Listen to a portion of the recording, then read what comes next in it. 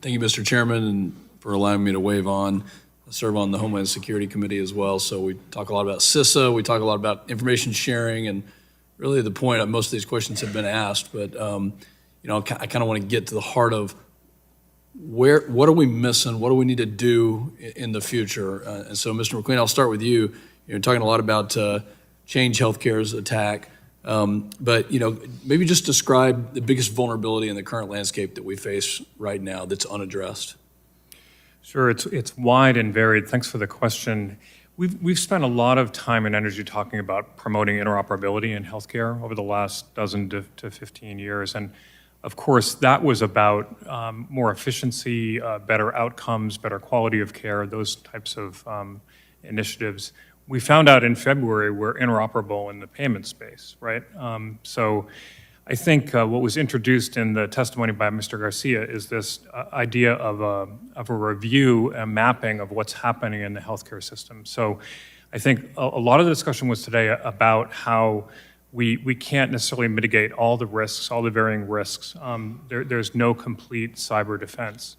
But having this situation where we understand the mappings and, again, very large transactions going through Change, right? And yes, Change should have known all of those. It's only recently that they gave a list of all the payers that were involved, so it's very difficult for people to respond to that. But I think that nationwide mapping of what is happening, where the transactions are going, and giving our providers and payers alternatives when these kinds of situations happen. So there would not be a reliance on one organization as a single point of failure. 2 minutes is not enough time to answer these questions, I understand. Mr. Garcia, I represent a district. We've got 23 hospitals, 20 counties, many of them small and rural, some large. When we're talking about rural and the dissemination of information from the sector, what can we do to improve? And I've got 3 or 4 more questions I'm trying to get to, so please. For the rural systems, they're going to need some kind of a cyber safety net for them, whether it's a series of grant programs or subsidies or incentives from the government, but also regional networks of health providers on the private sector side, because they are interdependent, interconnected in so many ways. They can be a mutual support system. Mr.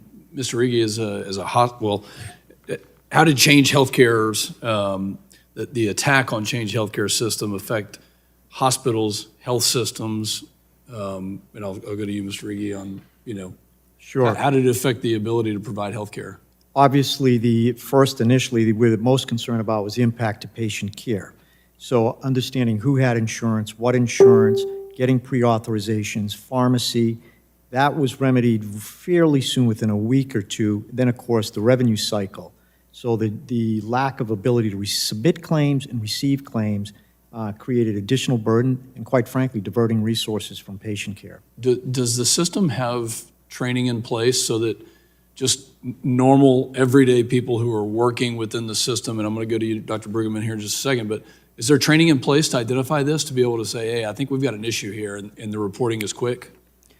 So initially, our reporting, we did understand from hospitals right away there was a problem because they lost connectivity to their service, to Change's healthcare service. So immediately they began notifying us. We had contact with the government. They were aware separately, and then they began to try to figure out what the impact would be.